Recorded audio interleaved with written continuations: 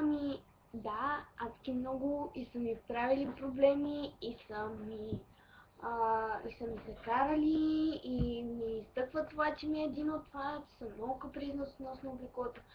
Относно облеклото, косата, лицето, особено на лицето изобщо не си пипам. Най-много молив отдолу. Никакъв фондиотен, такива неща не употребявам.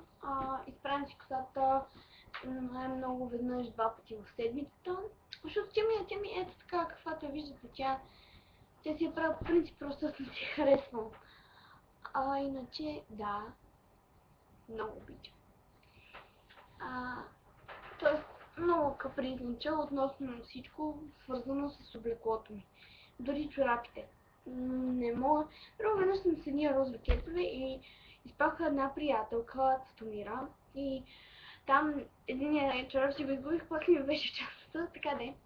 Тя трябваше да ни закара до някъде и аз ходих без чорапи, защото бях с розови кецове, пък тя ми донесе червени, чист червени чорапи. Много съм капризна.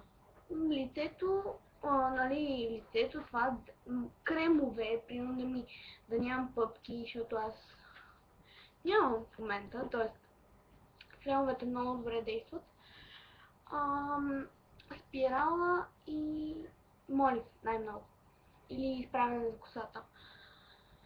Иначе, относно дрехите, лака, дори лака, значи, вчера бях, не знам тук що изглежда розов, вчера бях с червените ми кецове, червени къси панталонки и си сковах с червен лак, изглежда розов, защото е лошо качеството. Дори тази книга, на която тук, тя е тъмно червена. И така.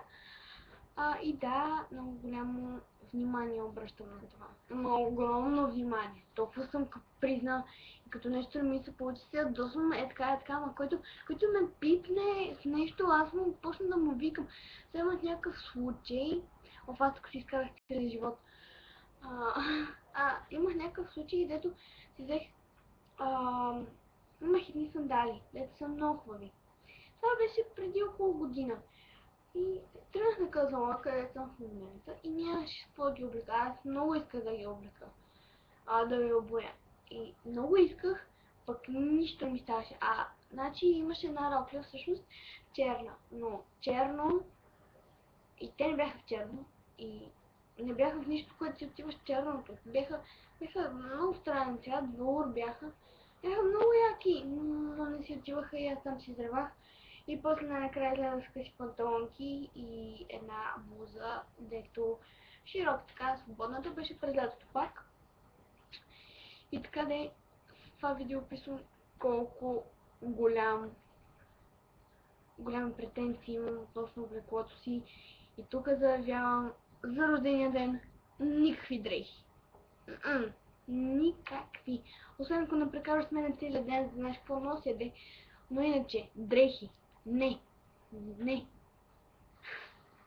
Чао, Вики, обичам те много.